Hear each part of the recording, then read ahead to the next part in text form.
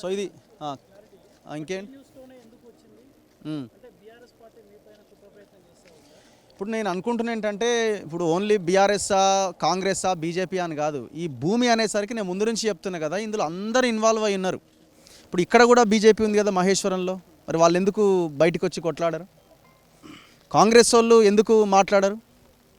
BRS వాళ్ళు వేస్తున్నారు ఎందుకు అని అంటే ఒక టార్గెట్ అయి ఉండొచ్చు.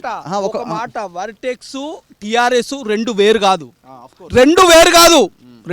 ఎందుకంటే నల్లగండ్లలో ఒక కమిషనరే వచ్చి, ఇది మన జిహెచ్ఎంసీ కమిషనర్ వచ్చి బాగా జాగ్రత్తగా మేము ఇది చేస్తాం, ఎవడు అడ్డొస్తాడో చూసుకుంటామని అని చెప్పిండ్రు.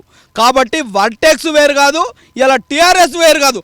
అందుకే ఇలా వార్త ప్రచురించింది. నీ దగ్గర ఆధారాలు ఉంటే ఆ గుమస్తా తెలంగాణ పేపర్ కానీ ఇలా టీవీ ఛానల్ కానీ ఆధారాలు ఉంటే బయటపెట్టి అప్పుడు మాట్లాడు. లేదు అంటే నీకెట్లా గుణపాఠం చెప్పాలనో అట్లా చెప్తాం. ఇప్పుడు చెప్పినాం, 10 ఏళ్ళ పరిపాలన పండబెట్టినాం, మళ్ళీ పండబెడతాం. కొడక ఏమనుకుంటుర్రో మీరు?